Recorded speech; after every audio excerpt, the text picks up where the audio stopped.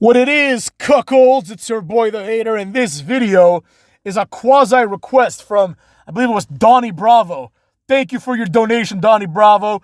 Here's your video. He wanted a video on the Smackdown 6, and this video will be about them to a certain degree, but more so, it's about the nostalgia, motherfuckers. It's about how things used to be so much better. Like, remember when Smackdown was can't miss TV? And I'm not even talking about the Attitude Era, obviously. Like, SmackDown was there at the tail end of the Attitude Era. But the Smackdown era, you know, I was one of those people that really bought in to, like, the brand split, right? I was SmackDown through and through. I didn't care what was happening on Raw, and that Raw was the number one show, you know, the A show. I liked SmackDown. So when someone like Edge came to SmackDown, I liked Edge. Batista, I didn't like him because he was a Raw guy. So he comes to SmackDown, I like him, I stopped liking Cena, you know what I mean? I really bought into it. I took it seriously because it was so well done, right? Now, one of the things that made SmackDown must-watch TV, and Raw was good too, don't get me wrong, but it always felt like Raw was the big brother of the people that were supposed to make it, even though, ironically, a lot of them didn't, you know what I mean? The best time to explain this is going to be a little bit later, but let me get to the point that I want to make. SmackDown became can't miss TV, right? The primary reason for this was a very, very, very stacked mid-card, right? Now, in the main event, you had Brock Lesnar, who was the WWE champion that refused, essentially, to go on Raw. Like, Stephanie gave him a better deal, so he became exclusive, which led to the bullshit title that eventually became the number one title, you know what I mean? But in SmackDown, even when Lesnar wasn't, like, always around, you know, like, that's when the beginning of SmackDown getting good. Even when Lesnar left, right? You had the biggest stars, the biggest energy on SmackDown. Number one, The Undertaker, all right? That was the number one guy. The Rock and Stone Cold left, so it didn't matter. The Undertaker was clearly the number one guy in WWE at the time in terms of name and main event recognition, right? Brock Lesnar left, The Undertaker stayed as a soldier, and he was there on SmackDown for the vast majority of his career. A lot of people forget the very, very deep association between Taker and SmackDown, right? Because he was there for a long time, and he was one of the few people that just didn't change brands. He kept SmackDown relevant because at any given time, The Undertaker could become the world champion. Then you had people that just stepped up, you know what I mean? Your Batistas, your Christian Cages. Obviously, the number one guy that stepped up was JBL. And then you also had Big Show. But here's where things got good. The mid-card of SmackDown was so stacked, specifically with a group that is now affectionately known as the Smackdown 6. The people you see on your thumbnail. Chavito, Chavo Guerrero, Eddie Guerrero, Viva la Raza, you know what I'm saying? Then you had the very young and up-and-coming Edge. But you also had the already legendary, which really puts into context how legendary he is today. He was already a legend, Rey Mysterio, right? And then, of course, you had what most people back then considered to be the two best wrestlers, right?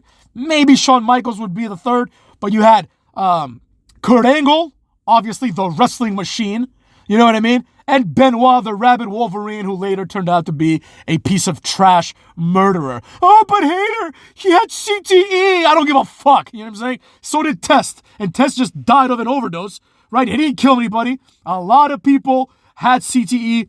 Some of them even killed themselves, but they don't kill their families. Benoit is a piece of trash, and quite frankly, he is a blemish on this video. But for the purposes of this video, he fits the bill. Benoit and Kurt Angle were obviously the two number one guys of the SmackDown 6, right? It was very simple. You had Eddie Guerrero and Chavo, who were basically this mid-card tag team that you knew were going to become tag team champions. Then you had Rey Mysterio, who you knew was going to be like a mainstay on WWE, who was obviously very talented, but who nobody expected anything from. He was supposed to be, basically, you know what I'm saying, a cruiserweight. Then you had Edge, who was in this really, really weird position, right? Edge was someone that was pegged as being the future, but it never quite felt that way, right? Nobody really thought back then, during the reign of the Smackdown 6, nobody seriously thought that one day Edge would main event WrestleMania several times, win 2 Royal Rumbles, and become like a 10-time or whatever world champion. Nobody thought this. I don't care what you think now. Nobody thought this, right? Then you had Kurt Angle and Benoit. Benoit, nobody thought he was going to be a world champion. Kurt Angle, he was a former world champion already, but he was in this weird crux where he was essentially a mid-carder. And while people knew that he would one day become champion again, he was not being pegged as the future anymore, right? He was still the number one guy in many ways, but he was not the future. The future was going to be like Cena, Orton, Batista. That was the future. That was very evident, right? But the fact that all these guys were effectively in the mid-card and that a permutation of any two of these guys would give you a solid match, right? Obviously, Chavo Guerrero is the weak link because it would be an upset if Chavo Guerrero beat any one of the other five. But Chavo Guerrero could hold his own in the ring, and he really bolstered Eddie Guerrero, right? Without Chavo, Eddie Guerrero doesn't become a main eventer, in my opinion, right? Now, what's interesting about the Smackdown 6 is that you knew that every week when you tuned in, like probably all of them would wrestle, but at least 2 or 3 of them would wrestle, right?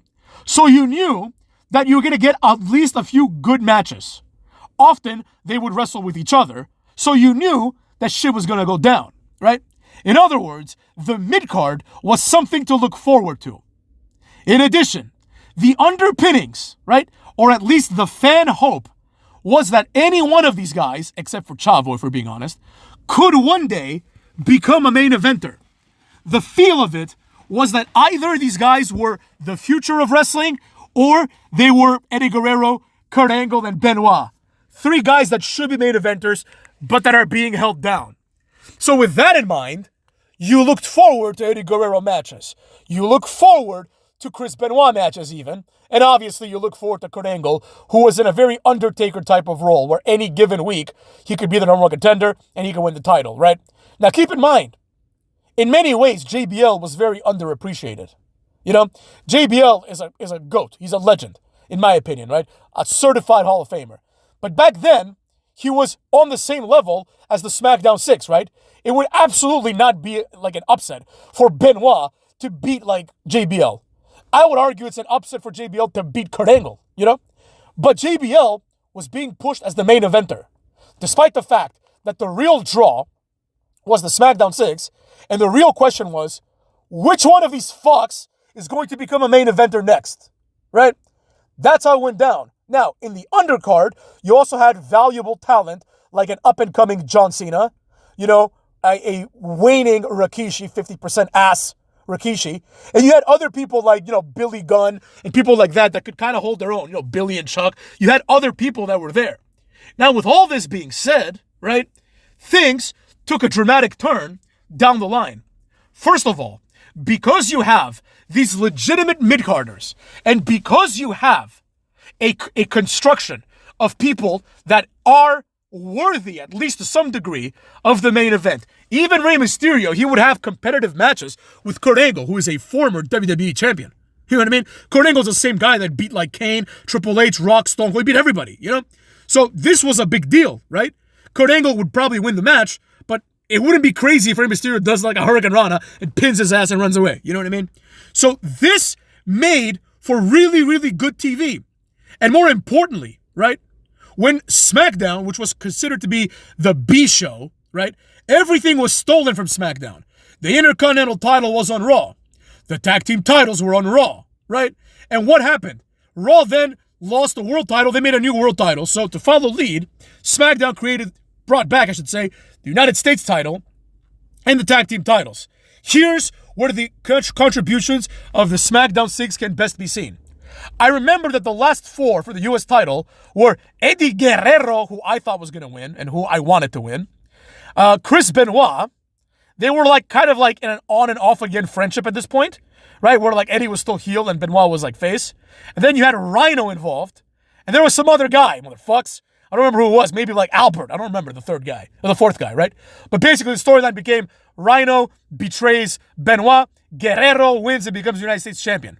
A very, very capable United States champion, right?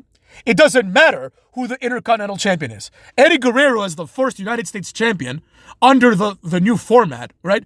And feuding with Benoit for it is a big deal, right?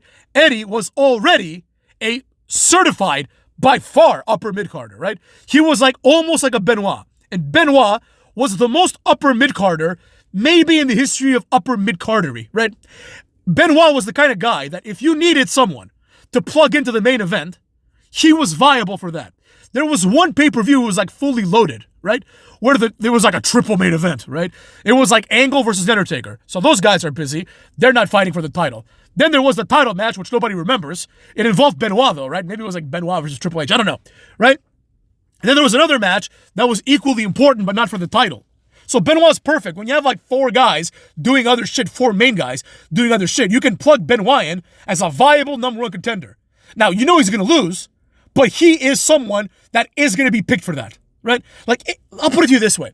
If you had Elimination Chamber back then, Benoit would be the 6th guy. He would be the Damian Priest. Except, well, look what I just did. I compared Damian Priest to Benoit. And even though Benoit is a piece of shit murderer, Benoit is better than Damian Priest in terms of the entertainment value he brings. Damian Priest has some sloppy moves, and Damian Priest is one of the good ones, too, don't get me wrong. But Benoit was like someone that could put on a good match with anybody, right? I'll never forget it. I was at No Mercy down in Baltimore, where I stayed when I was a kid, motherfuckers. Well, not in Baltimore. I stayed in a nice area, you know what I'm saying? Baltimore's a dump. But anyways, I went to see No Mercy, right? And one of the matches was Benoit versus A-Train. And I talked to the guy next to me. I'm like, I fucking hate Benoit because I thought it was boring, right? The guy's like, bro, like Benoit can put on a good match with anybody. And then he proceeded to put on a good match with A-Train. I didn't particularly like it, but it was memorable, right? That pay-per-view was amazing. Now, with all this being said, SmackDown also needed new tag team titles. So, what do?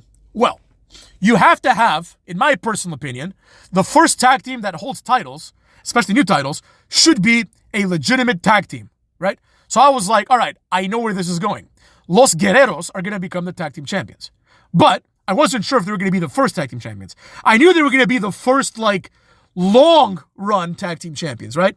But basically what happens is they have this insane tournament, right? And people like Kurt Angle want to be tag team champion. Wow. You know, the former WWE champion wants to be tag team champion. So much that he's willing to team up with his frenemy and super rival, Benoit, right? Their gimmick is they don't get along, but look how good they are, right? Like, they're the types that can beat, like, The Undertaker and Kane, you know? But, like, so they should be able to plow through, like, you know, Jamie Noble and somebody else, right? But they can't get along. They end up winning, and then they get into this 3-way feud. Them, the makeshift tag team of Rey Mysterio and Edge, which was a makeshift tag team, right? But it was predicated upon, like, Rey Mysterio, Cena, and Edge are the future of this company. You know, Cena's doing other shit, so there you have it, right? Cena turned heel at that point. Then you have the Guerreros, who, you know, even Chavo, but obviously Eddie, can put on a good match with literally anybody. Like, you could put Eddie Guerrero with any wrestler ever, and it's going to be a good match, right? Chavo is not too far off in terms of his wrestling capabilities, right? He's just not as charismatic. So, the SmackDown 6 then goes on to provide for us like 10 months of must-see TV, right? The matches that they had for the tag team titles put over the tag team titles.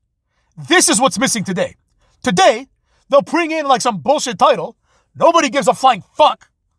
And they'll have matches for it that will be boring and will be like, you know, not that competitive.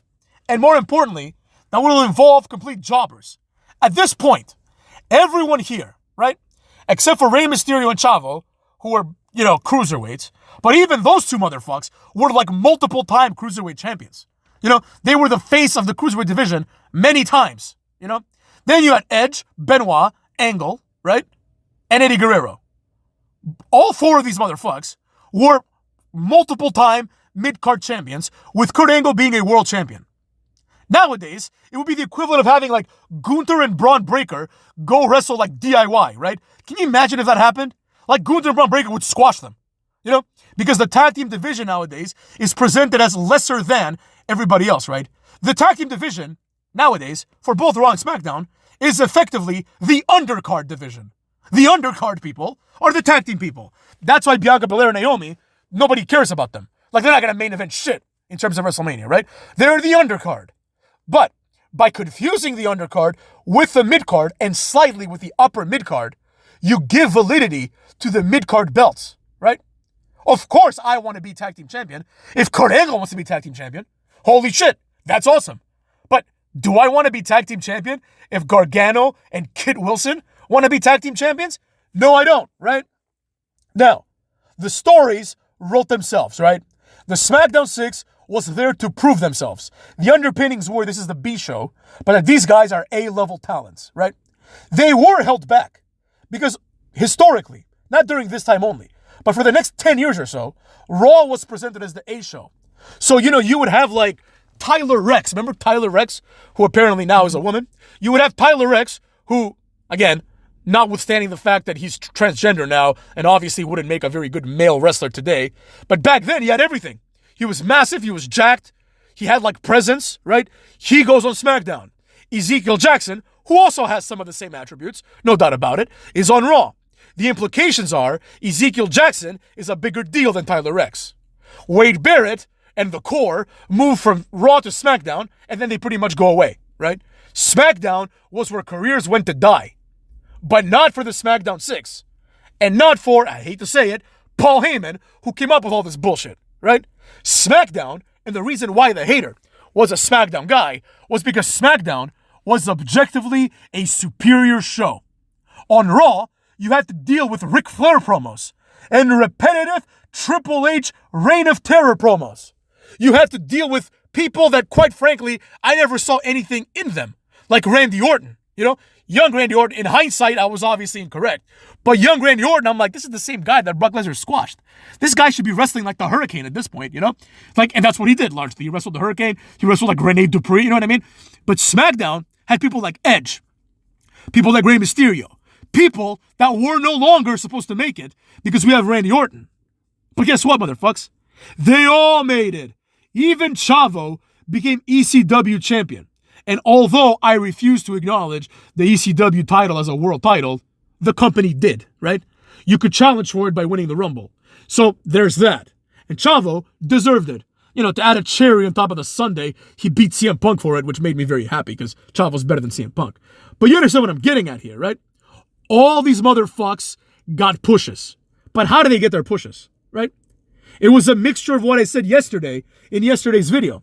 Eddie Guerrero, undeniable, right? They put the U.S. title and the tag team title on this motherfucker. One of my favorite wrestlers at the time. Again, at the No Mercy where I was at, I believe he lost to the Big Show in some match where Big Show chokeslammed him on top of a car or something, right? And Big Show became the United States champion. Perfect, right? This sets up Big Show for Cena at WrestleMania, and perhaps more importantly, it takes away the U.S. title from Eddie Guerrero. The Los Guerreros had already lost the tag team titles, I believe, or they shortly did. And this leaves Eddie Guerrero with nothing except for the logical conclusion of going for the world title, right?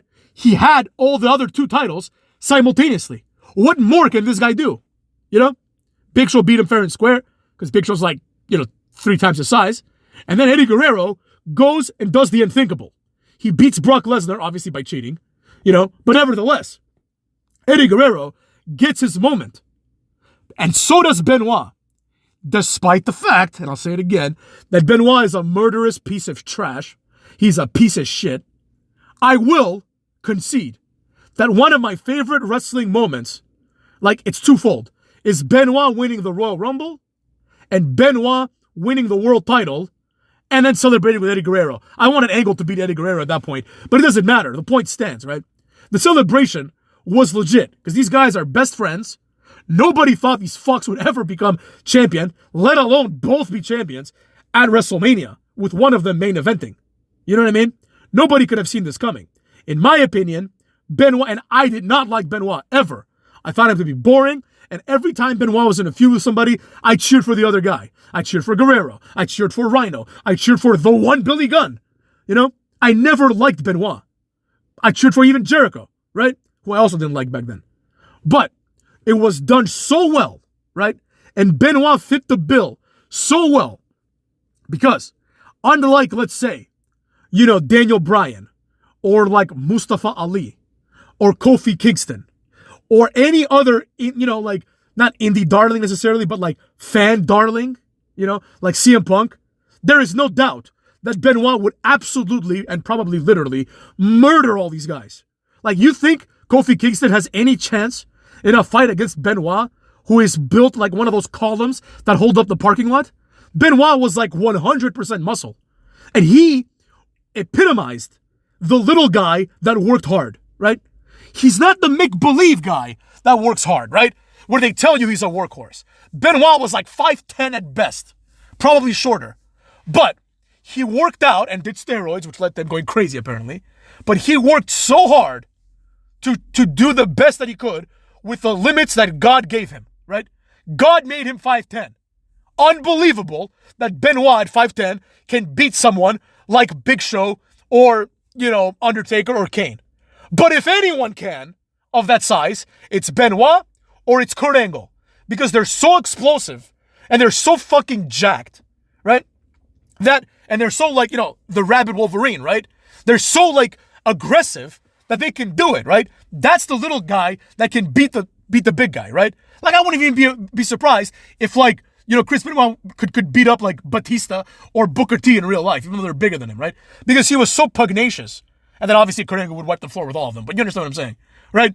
The point is, this is not believable based on today's standards. Today's standards, the equivalent of the Smackdown 6 would be people like Ludwig Kaiser. You know what I mean?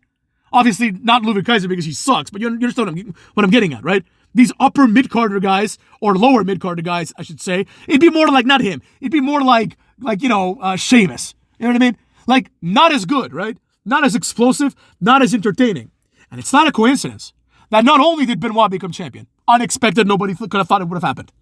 Guerrero became champion, unexpected. After Guerrero died, to be fair, Chavo became ECW champion. Nobody would have thought this. I never would have thought that Chavo would even become a mid-card champion, like a U.S. champion or an Intercontinental champion, right? I thought he was going to be stuck in tag team and cruiserweight for the rest of his life. Then you have Rey Mysterio, once again winning the Rumble at number 2 and becoming the world champion, right? And then, of course, you have Kurt Angle, who became world champion a million times after, and then went out to TNA to have some of the best matches of all time, right? And then who can forget Edge, another 2-time Rumble winner, right?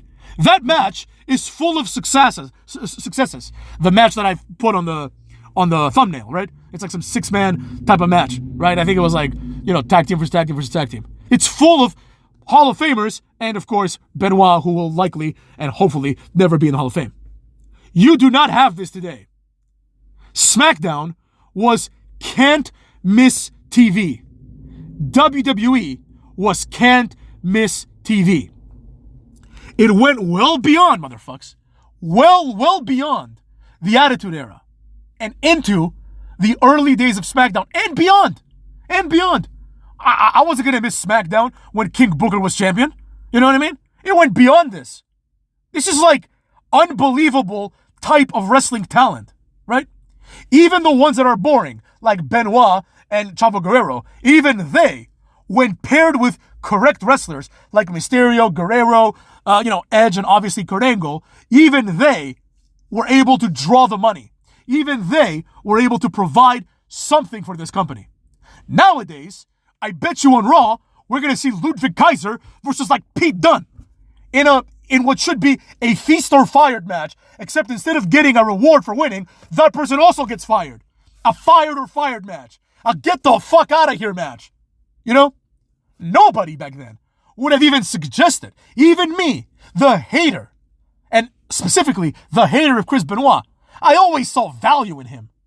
I saw value in Billy Gunn.